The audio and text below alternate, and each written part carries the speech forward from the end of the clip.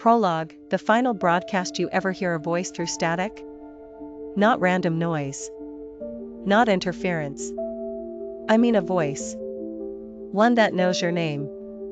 One that tells you things only you remember. My name is Cody Vance. I was the midnight DJ for 104.6 The Heat out of Detroit. If you're hearing this story, you're already tuned in. And that means it's too late. I tried to shut it down. I burned the tapes. I quit.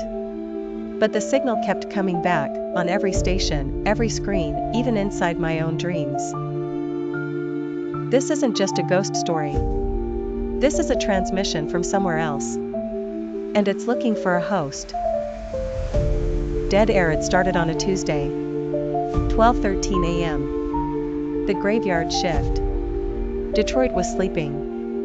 A snowstorm was crawling in. I was dozing between tracks when the music cut. Not faded. Not paused. It just stopped. Then came static.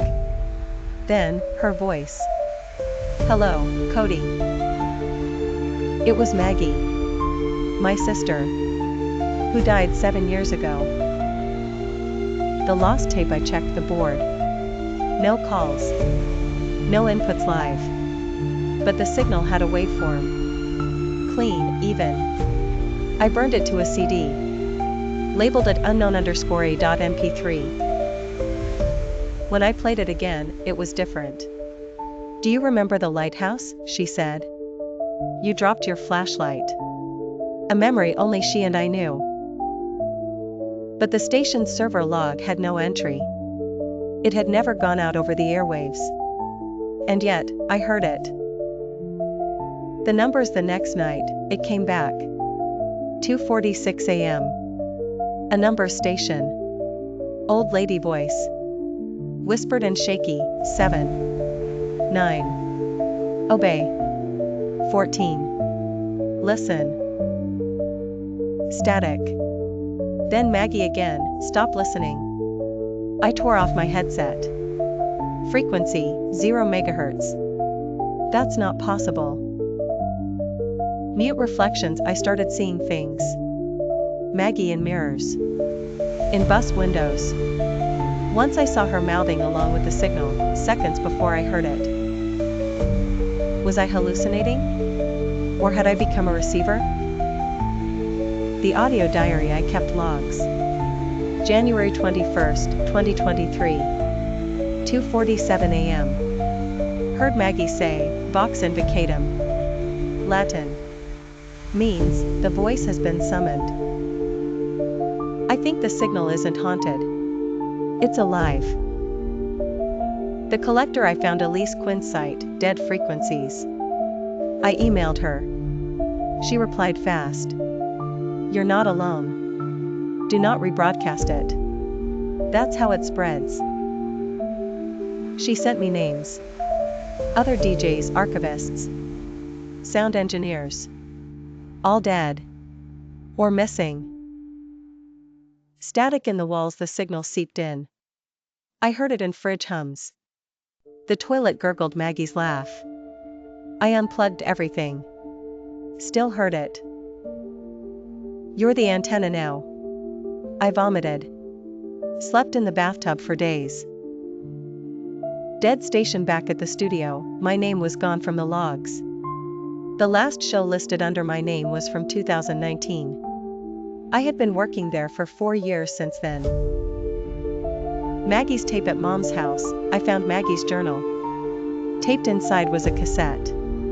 For Cody, don't listen unless. Unless what? I found an old Walkman.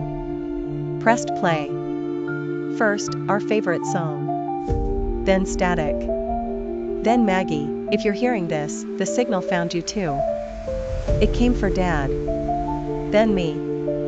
Now you. It doesn't travel on towers. It uses grief. I dropped the tape. The Walkman had no batteries. It kept playing. The room with no sound. I rented a cabin off-grid. Burned the drives. Killed my phone. Still heard it. Now in dreams. Walls. Skin. Found a pantry. It felt quiet. Safe. I sat inside for hours. Until I realized. There was no door.